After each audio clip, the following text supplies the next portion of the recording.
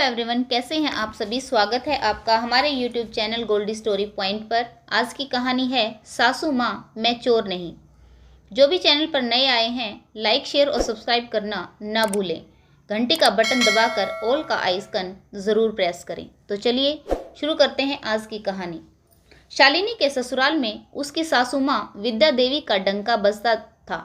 उनके सामने मुंह खोलने की किसी की हिम्मत नहीं होती थी। शालिनी की शादी को अभी 4 दिन ही हुए थे कि सासू माँ ने उस पर चोरी का इल्ज़ाम लगा दिया।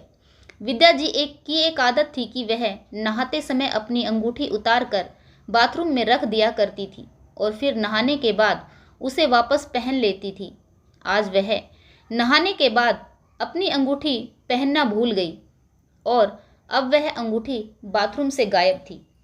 शालिनी उस परिवार में नई सदस्य थी, इसलिए बिना सोचे समझे विद्या जी ने सीधा सीधा इल्ज़ाम शालिनी पर लगा दिया। वह बोली, पता नहीं कैसे चोरों के घर से लड़की आई है। शादी को 4 दिन नहीं हुए और घर का सोना चांदी गायब होने लगा। सासू माँ के इस तरह से इल्ज़ाम लगाने से शालिनी के पैरों तले से ज़मीन खिसक गई। उसे कुछ समझ नहीं आ रहा था कि वह क्या करे। आंखों से आंसुओं की धारा बहने लगी। अपनी सफाई में शालिनी बस इतना ही कह पाई, सासू माँ मैं चोर नहीं। आपको बोलने से पहले एक बार सोच लेना चाहिए था। मैं कोई सड़क से तो नहीं आई जो चोरी करूँगी। मेरे माता पिता के घर में किसी चीज़ की कोई कमी नहीं। आप ऐसा सोच भी कैसे सकती हैं। शालिनी का इतना कहना था कि विद्या जी के क्रोध की प्रचंड अग्नि और भी अधिक बलवान हो गई। वह दहाड़ते हुए बोली, कल की आई लड़की मुझसे जुबान लड़ाती है। एक तो चोरी, ऊपर से सीना जोरी। शालिनी के पति विशाल, ससुर मनोहर लाल और छोटी ननंद प्रिया वहीं खड़े यह सब सुनते रहे। शालिनी झुकी नज़रों से विशाल की तरफ देख रही थी। उससे उम्मीद थी कि विशाल उसके सफाई में कुछ बोलेंगे, परंतु कोई भी उसके साथ खड़ा नहीं हुआ। शालिनी जानती थी उसकी सास तेज तर्रार है, परंतु घर में सास की गलती होने पर भी कोई उसके सामने जुबान नहीं खोलता, यह उसने नहीं सोचा था। पूरे परिवार में किसी ने भी विद्या जी की इस बात का विरोध नहीं किया। शालिनी का पति विशाल भी मूर्ति बनकर खड़ा रहा। यह पल शालिनी के लिए अत्यंत ही असहनीय था। वह रोती हुई अपने कमरे में चली गई और बेड पर लेटकर तकिए भिगोने लगी। रोते रोते न जाने कब उसकी आंख लग गई। शालिनी की आंख खुली तो घर में भूचाल आया हुआ था। उसकी सास किसी पर क्रोध बरसा रही थी। फर्क सिर्फ इतना था कि थोड़ी देर पहले उस क्रोध की अग्नि में शालिनी जल रही थी और अब काम वाली बाई कमला।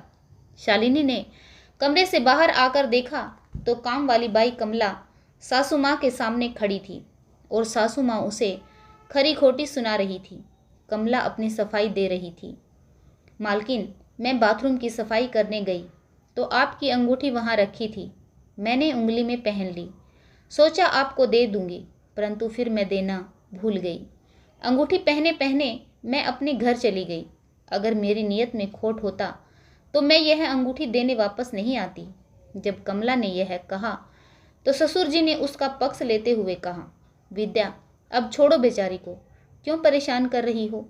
वह सच ही तो कह रही है।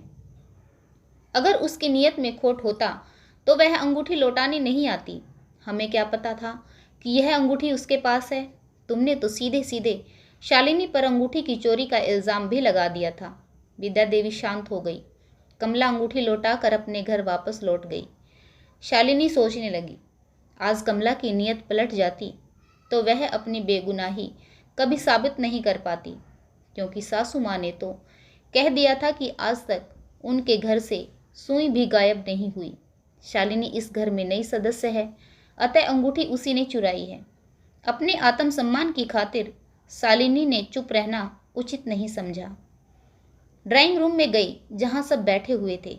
शालिनी ने कहा, अच्छा हुआ मम्मी जी कि अंगूठी मिल गई, लेकिन अगर नहीं मिलती तो मैं सबकी नज़रों में चोर साबित हो चुकी थी।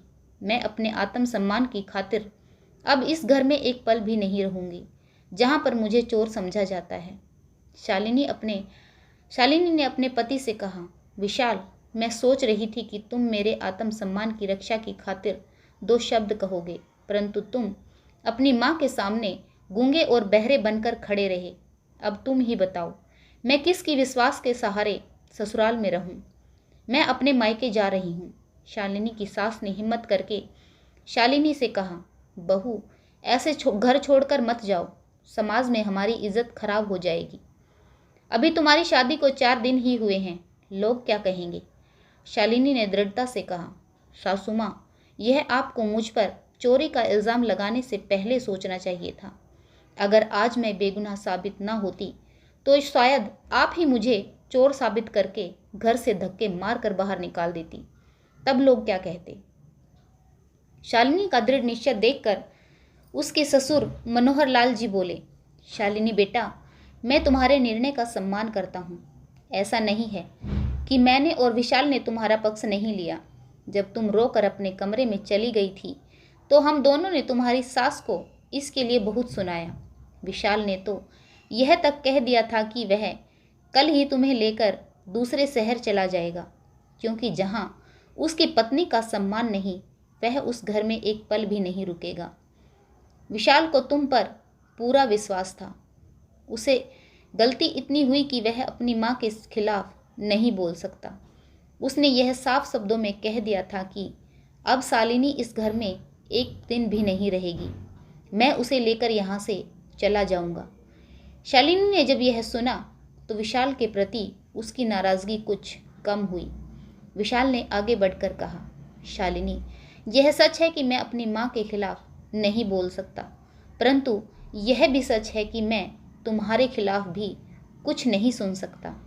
अगर तुम सास बहू में कभी टकराव हुआ तो मैं तुम्हें यहाँ से लेकर हमेशा हमेशा के लिए चला जाऊँगा।